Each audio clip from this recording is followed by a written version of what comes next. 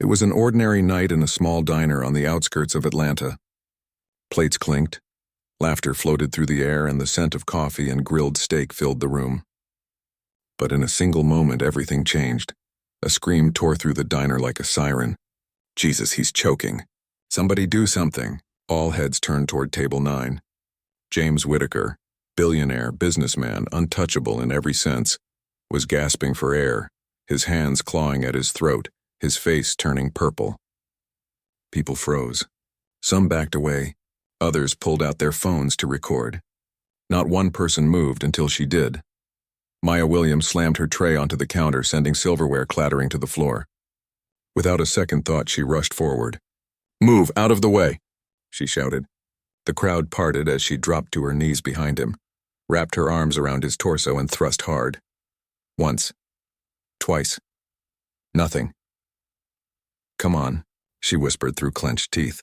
She tried again, harder this time, and suddenly, a wet splat. The piece of meat shot out and landed on the floor. James collapsed forward, gasping, coughing, his life dragged back from the edge. For a few seconds, silence filled the diner. Then came the scattered applause, awkward, hesitant, meaningless. Maya didn't care. She just sat there, her hands trembling, staring at the man she had just saved. When their eyes met, he tried to speak but fainted before a word could form. Later that night, Maya sat outside the diner, wrapped in an emergency blanket, hands sticky with sweat and someone else's dinner. The police had taken statements. Paramedics had confirmed it. If she hadn't acted when she did, he would have been dead. But now reality hit her. She wasn't a doctor. She wasn't even certified. She was just a waitress, a black single mother who had dared to act when no one else did. And in her world, that could be dangerous. Hours later, in her tiny apartment, Maya stood by the kitchen sink while her daughter Zuri slept on the couch. The news was already running the story, blurry footage from someone's phone looping on TV. "A brave waitress saves billionaire James Whittaker," the anchor said. Maya muted it. She hadn't done it to be brave. She did it because no one else moved. Then her phone buzzed. Unknown number. "This is the office of James Whittaker. He would like to personally thank you." Maya stared at the message, then at her sleeping daughter. She locked the phone. She didn't save him because he was rich. She saved him because he couldn't breathe. The next morning, another message came. "Mr. Whittaker would very much like to thank you in person. No press, just gratitude." She almost ignored it. But something inside her, the same instinct that made her move in that diner, told her to go. A few hours later, she stood outside Whittaker Tower, 28 floors of steel, glass, and silence. The lobby guard didn't blink when she gave her name. "You're expected," he said. When the elevator doors opened at the top floor, James Whittaker was waiting. No suit, no entourage, just a man who looked exhausted and strangely human. "Maya," he said softly, "thank you for coming." They sat across from each other in a sleek, minimalist office with the city skyline glowing behind them. "I didn't want the media involved," James said. "They're already spinning this into something ridiculous." Maya folded her arms. "Yeah, I saw the headlines. Black waitress saves white billionaire. Like that's the whole story." "It isn't," he said quietly. "No," she agreed. "It's not." He looked at her for a long moment. "They told me you saved my life. I don't remember much. But I wanted to ask, what can I do for you in return?" "Nothing," Maya replied. "Just next time you see someone in trouble, don't wait for someone else to move." He nodded slowly.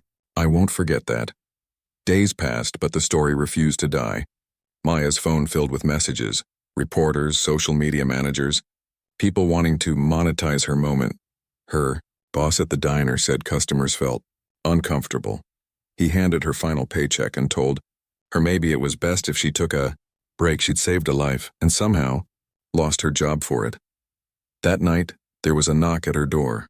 When she opened it, James Whittaker stood there, holding 2 cups of coffee.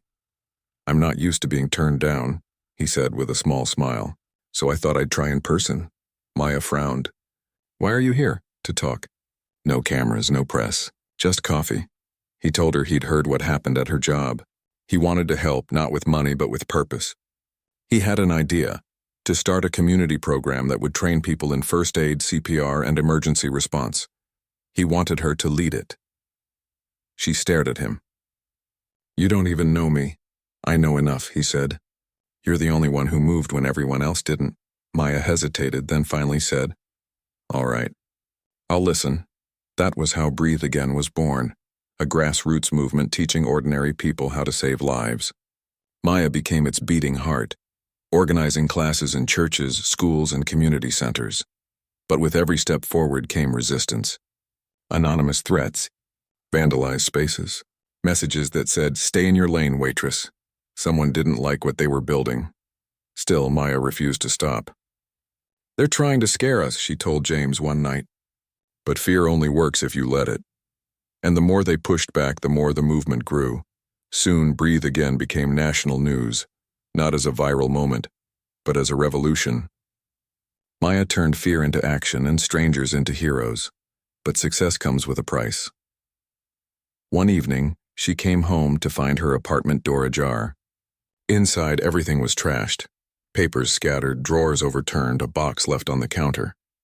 Inside it, a broken CPR dummy head and a note, This isn't your world. Go back to pouring coffee. That night, James moved Maya and her daughter into his estate for safety. You're not alone in this, he told her. But even under protection, the threats escalated. Anonymous messages. A photograph of Zuri on the playground. Maya's voice trembled with rage. They're watching my daughter. James clenched his jaw. Then we make sure they know we're watching back. Despite the fear, Maya continued.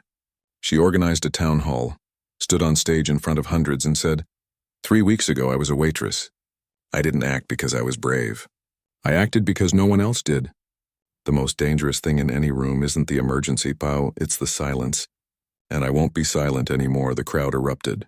Her words lit a fire that spread far beyond Atlanta, but the more powerful her voice became, the more enemies she made. Anonymous investors, political figures, shadowy donors, all trying to discredit her, until one day she received an email. A corporate document titled Maya Williams' Containment Strategy. A 22-page plan to destroy her reputation, silence her movement, and bury her story. Maya looked at James and said, They don't just want to stop us. They want to erase us. James replied quietly, Then let's give them something they can't erase. When the media tried to paint her as a fraud, a miracle happened. A 14-year-old girl who had taken Maya's training saved a man's life on the street. The video went viral. The truth drowned the lies. Maya visited the survivor in the hospital. He grabbed her hand and said, You gave her what I never had, or the knowledge to act. Maya smiled. You gave her a chance to save you. That's the circle. Weeks later, the mayor herself called.